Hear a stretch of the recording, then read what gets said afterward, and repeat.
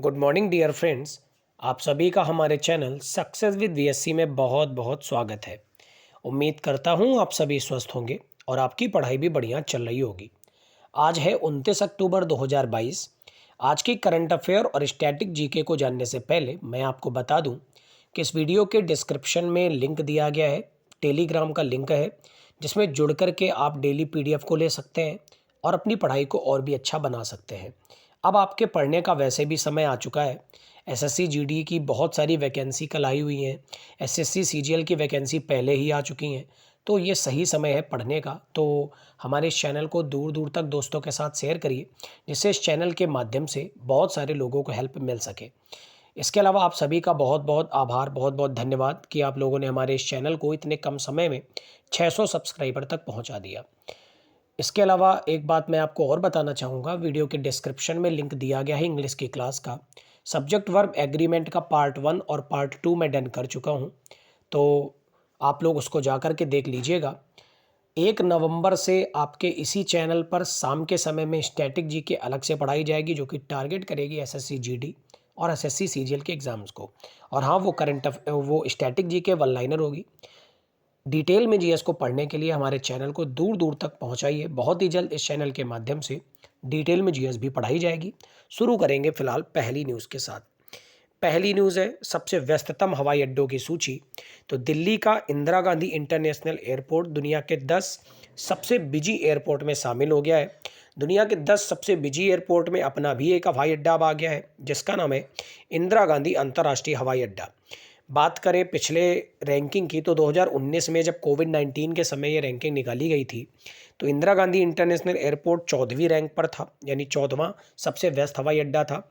और जब अब ये रैंकिंग निकाली गई है तो उसमें 10वें नंबर पर आया है आईजीआई एयरपोर्ट। बात करें दुनिया के सबसे व्यस्ततम हवाई अड्डे की तो ये अटलांटा इंटरनेशनल एयरपोर्ट जो कि दुनिया का सबसे व्यस्त हवाई अड्डा है। अब ये आप कमेंट कॉलम में बताएंगे कि अटलांटा इंटरनेशनल एयरपोर्ट किस एक देश में पड़ता है।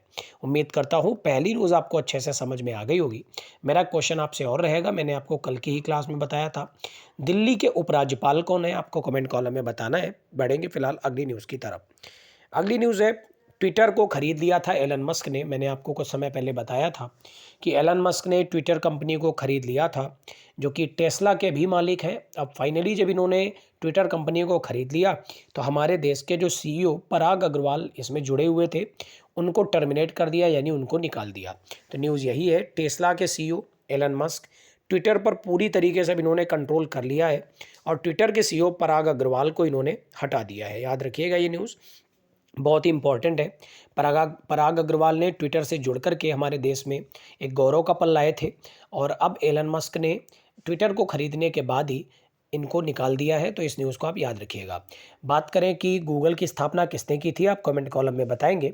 इसके अलावा फेसबुक के संस्थापक कौन है, ये भी आप कमेंट कॉलम में बताएंगे। बढ़ते फिलहाल अगली न्यूज़ की तरफ। अगली न्यूज़ है शेफाली जुनेजा को संयुक्त राष्ट्र की वायु परिवहन समिति के अध्यक्ष के रूप में चुना गया है।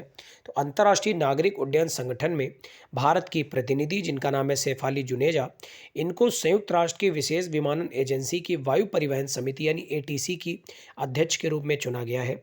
1992 बैच के अधिकारी हैं जुनेजा, जिनको आईसीओ में शामिल होने से पहले नागरिक उड्डयन मंत्रालय में संयुक्त सचिव के रूप में कार्य करने का सफल प्रदर्शन इन्होंने किया था। ठीक है, उम्मीद करता हूँ ये पॉइंट आपको समझ में आ गया होगा शेफाली जुनेजा से जुड़ा हुआ।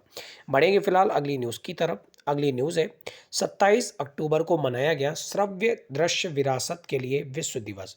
हर साल मनाया जाता है 27 अक्टूबर को। क्या होता है ये दिन, तो यह दिन रिकॉर्ड की गई छवियों, चलचित्रों, ध्वनियों के महत्व पर प्रकाश डालता है और ऐसी चीज़ों को बढ़ावा देता है जो हमें लोगों के जीवन, संस्कृतियों, भाषाओं और वैश्विक वनस्पतियों और जीवन के बारे में अंतर्दृष्टि प्रदान करती हैं। सबसे इम्पॉर्टेंट होती है किसी भी डे की थीम, जो मैं आपको हर बार बताता भी हूँ। तो 2022 की थीम रही है enlisting documentary heritage to promote inclusive just and peaceful society. एक बार फिर पढ़ते हैं, enlisting documentary heritage to promote inclusive just and peaceful societies. उम्मीद करता हूँ ये पॉइंट आपको अच्छे से समझ में आ गया होगा कि 27 अक्टूबर को मनाते हैं श्रव्य दृश्य विरासत के लिए विश्व दिवस। बढ़ते हैं फिलहाल अगली न्यूज़ की तरफ। अगली न्यूज़ है 27 अक्टूबर को मनाई गई राष्ट्रपति डॉक्टर के.आर. नारायणन की जयंती। तो 27 अक्टूबर 2022 को भारत के पूर्व राष्ट्रपति डॉक्टर के.आर. नारायण की 102 नंबर की जयंती मनाई गई है। 1997 से 2002 तक भारत के 10वें राष्ट्रपति और 1992 से 1997 तक भारत के 9वें उपराष्ट्रपति के रूप में इन्होंने कार्य किया था, याद रखिएगा। उसके बाद 2002 से 2007 तक उप राष्ट्रपति के पद पर कौन रहे थे? बहुत ही बड़े साइंटिस्ट थे, उनका नाम क्या था? आप सभी जानते हैं, लेकिन फिर भी मैं चाहता हूँ आप कमेंट कॉलम में बताएं। और इसके अलावा उन साइंटिस्ट को किस एक ईयर में भारत रत्न से सम्मानित किया गया था, ये भी आप कमेंट कॉलम में बताएंगे। इस पद को संभालने वाले पहले दलित समुदाय के व्यक्ति भी थे डॉक्टर के.आर. नारायण, तो इनको याद रखिएगा। नेहरू प्रशासन में भारतीय विदेश सेवा के सदस्य के रूप में अपना करियर शुरू किया गया था। तो याद रखिएगा, इनसे जुड़े 2 पॉइंट बहुत ज़्यादा जरूरी हैं कि भारत के पूर्व राष्ट्रपति भी रहे थे 10वें नंबर के, और 9वें नंबर के उपराष्ट्रपति भी रहे थे। 97 से 2000 तक राष्ट्रपति और 92 से 97 तक उपराष्ट्रपति के पद पर इन्होंने कार्य किया था। उम्मीद करता हूँ यहाँ तक की सारी न्यूज़ अच्छे से क्लियर हो रही होगी। बढ़ते फिलहाल अगली न्यूज़ की तरफ, और अगली न्यूज़ है फिर से एक दिवस से, और ये दिवस है भारतीय सेना ने 27 अक्टूबर 2022 को मनाया है 76वें नंबर का इन्फेंट्री दिवस। तो भारतीय सेना ने 76वें नंबर का इन्फेंट्री दिवस मनाया है। इन्फेंट्री दिवस क्यों मनाते हैं? तो ये उस दिन को चिन्हित करने के लिए मनाया जाता है जब भारतीय पैदल सेना ने सिख रेजिमेंट की पहली बटालियन के नेतृत्व में सन 47 में जम्मू और कश्मीर में श्रीनगर हवाई क्षेत्र में प्रवेश किया था। 2022 के इन्फेंट्री दिवस समारोह के हिस्से के रूप में राष्ट्रीय युद्ध स्मारक पर एक पुष्पांजलि समारोह आयोजित किया गया। इस टाइप के क्वेश्चन बहुत ज़्यादा पूछे जाते हैं, एग्जाम में पूछ दिया रहता है कि पुष्पांजलि समारोह किस एक मौके पर आयोजित किया गया। तो आपको याद रखना है इन्फेंट्री दिवस, जो कि 76वें नंबर का भारतीय सेना ने इस बार 27 अक्टूबर को मनाया है। आपको कमेंट कॉलम में बताना है, जो मैं आपको पढ़ा भी चुका हूँ, कि वर्तमान में सीडीएस कौन है हमारे देश के, और भारत के पहले सीडीएस कौन थे जिनका निधन हो गया था। उनका नाम था बिपिन रावत। तो आपको सेकंड सीडीएस बताना है वर्तमान में कौन है। बढ़ेंगे फिलहाल अगली न्यूज़ की तरफ। अगली न्यूज़ है बीसीसीआई से, यानी board of cricketing control in India. BCCI ने बहुत ही नेक काम किया है, बहुत ही अच्छा काम किया है। हमारी भारतीय क्रिकेट महिलाओं के लिए बहुत ही गौरव की बात है कि पुरुषों को महिलाओं के बराबर अधिकार दे दिया गया है क्रिकेट में।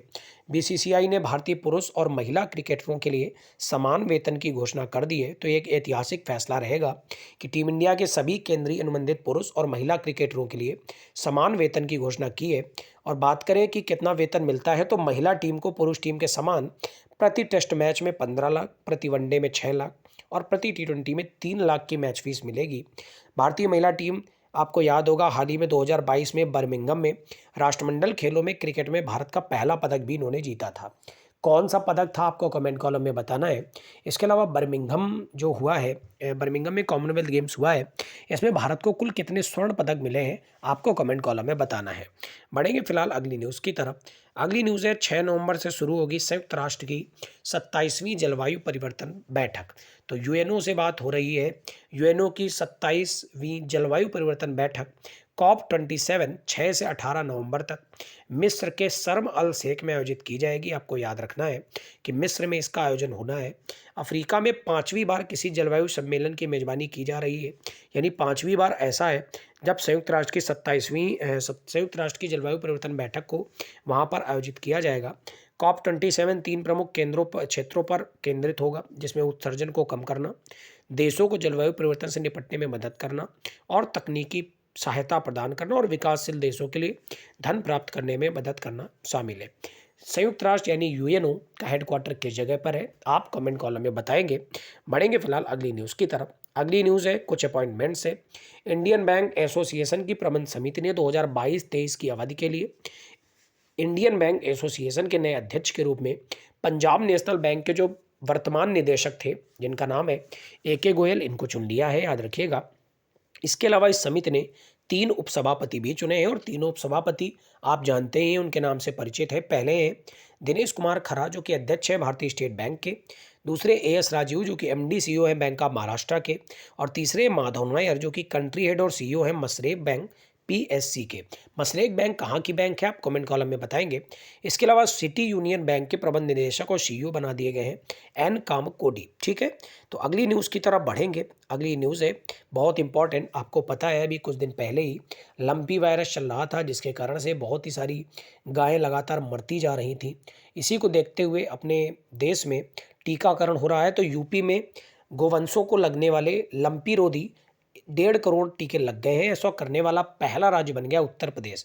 तो उत्तर प्रदेश सरकार के एक आधिकारिक बयान में बताया गया है कि जो गायों में संक्रामक त्वचा रोग हो रहा था लंपी, इससे बचाव के लिए पिछले 2 महीने में गायों को 1.5 करोड़ टीके लगाए गए हैं और ऐसा करने वाला पहला राज्य बना है भारत का। और सरकार ने लक्ष्य भी रखा था कि 31 अक्टूबर तक 1.60 करोड़ टीकाकरण किया जाएगा, जिसमें उत्तर प्रदेश ने टॉप किया है। तो उम्मीद करता हूँ आज की सारी न्यूज़ आपको अच्छे से क्लियर हो गई होगी। बढ़ेंगे हम लोग ओल्ड करंट अफेयर की तरफ। और आज ओल्ड करंट अफेयर में जुलाई महीने का तीसरा पार्ट खत्म होने वाला है। आज तीसरा पार्ट डन हो जाएगा, फिर कल से चौथा पार्ट हम लोग शुरू करेंगे। इसके अलावा आपको पता ही है कि अब स्टैटिक जीके का अलग से पार्ट बनेगा। तो दोस्तों को आप शेयर करिए ज़्यादा से ज़्यादा वीडियो, जिससे ज़्यादा से ज़्यादा लोग इस क्लास को देख सकें और लाभ उठा सकें। बढ़ेंगे बहरहाल ओल्ड करंट अफेयर की तरफ। पहला पॉइंट है, कौन सा भारतीय क्रिकेटर जुलाई 2022 में एक दिवसीय अंतर्राष्ट्रीय क्रिकेट में सबसे तेज 150 विकेट लेने वाला भारतीय बन गया? तो ये थे Mohammed Shami. Global gender gap index 2022 में शीर्ष पर कौन रहा? तो आइसलैंड रहा। आपको कमेंट कॉलम में बताना है कि भारत की रैंकिंग इसमें क्या रही है।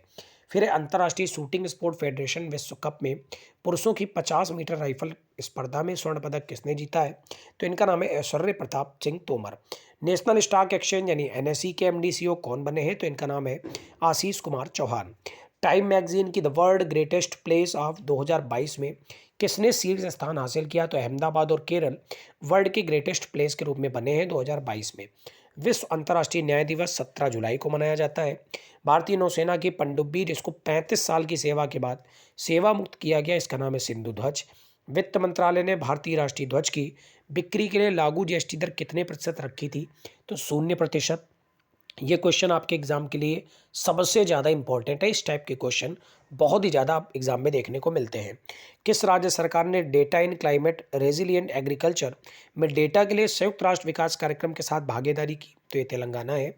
किस वर्ष तक द्वारका एक्सप्रेसवे देश का पहला एलिवेटेड बन जाएगा? तो 2023 तक। उम्मीद करता हूँ ओल्ड करंट अफेयर भी आपको अच्छे से कवर हो गई होगी। बढ़ेंगे अगली चीज़ की तरफ जो कि स्टैटिक जीके है। स्टैटिक जीके बहुत ही जल्द अलग वीडियो में आया करेगा। फिर मैं आपको इस वीडियो में स्टैटिक जीके नहीं पढ़ाया करूँगा। तो बढ़ेंगे फिलहाल आज मैंने स्टैटिक जीके में प्रमुख समाधि स्थल और संबंधित व्यक्ति लिए हैं। पहला पॉइंट है राजघाट, जो कि महात्मा गांधी से संबंधित है, यानी राजघाट महात्मा गांधी का समाधि स्थल है। विजय घाट लाल बहादुर शास्त्री का समाधि स्थल है। किसान घाट चौधरी चरण सिंह का। वीरभूमि राजीव गांधी का। महाप्रयाण डॉक्टर राजेंद्र प्रसाद का। नारायण घाट गुलजारी लाल नंदा का। शांतिवन जवाहरलाल नेहरू का। शक्ति स्थल इंदिरा गांधी का। चैत्रा भूमि डॉक्टर भीमराव अम्बेडकर का। कर्म भूमि शंकर दयाल शर्मा का। उदय भूमि KR नारायणन का। अभय घाट मोरारजी देसाई का। समता स्थल जगजीवन राम और एकता स्थल ज्ञानी जैल सिंह। उम्मीद करता हूँ इस वीडियो को आपने बहुत ज़्यादा एंजॉय किया होगा, आपको सारी चीज़ें अच्छे से समझ में आई होंगी। बढ़ेंगे इस वीडियो के सबसे इंटरेस्टिंग पार्ट की तरफ जो कि स्टैटिक सारी चीज़ों का रिवीजन है। मैं रिवीजन इसलिए कराता हूँ क्योंकि कुछ भाई बहन मेरे वीडियो को खोल करके तुरंत बंद कर देते हैं। तो मैं उनसे कहना चाहूँगा कि लास्ट के 1 मिनट को ज़रूर देख लिया करिए, आप कम से कम इन चीज़ों का रिवीजन ही कर ले। वैसे मेरा तो कहना यही है, आप डिटेल में एक एक चीज़ को समझेंगे तो ज़्यादा समझ में आएगा। ठीक है, चलो बढ़ते हैं। फिलहाल जल्दी से रिवीजन करते हैं। पहला पॉइंट पढ़ा, दिल्ली का इंदिरा गांधी इंटरनेशनल एयरपोर्ट दुनिया के 10 सबसे बिजी एयरपोर्ट में शामिल हो गया। ट्विटर के मालिक एलन मस्क ने CEO पराग अग्रवाल को टर्मिनेट कर दिया है। शेफाली जुनेजा को संयुक्त राष्ट्र की वायु परिवहन समिति का अध्यक्ष बनाया गया। 27 अक्टूबर को श्रव्य दृश्य विरासत के रूप में बनाया गया। 27 अक्टूबर को राष्ट्रपति डॉक्टर KR नारायण की जयंती मनाएगी। भारतीय सेना ने 76वां इन्फेंट्री दिवस 27 अक्टूबर को मनाया। BCCI ने भारतीय पुरुष और महिला क्रिकेटरों के लिए समान वेतन की घोषणा की। 6 नवंबर से संयुक्त राष्ट्र की 27वीं जलवायु परिवर्तन बैठक आयोजित होगी। इंडियन बैंक्स एसोसिएशन ने AK गोयल को अपना फिर से अध्यक्ष चुना। यूपी में लंपी रोधी वायरस पर 1.5 करोड़ टीके लगा दिए गए। उसके बाद ओल्ड करंट अफेयर को किया और उसके बाद स्टैटिक जीके पोर्शन को कवर किया। उम्मीद करता हूँ ये वीडियो आपको बहुत पसंद आया होगा।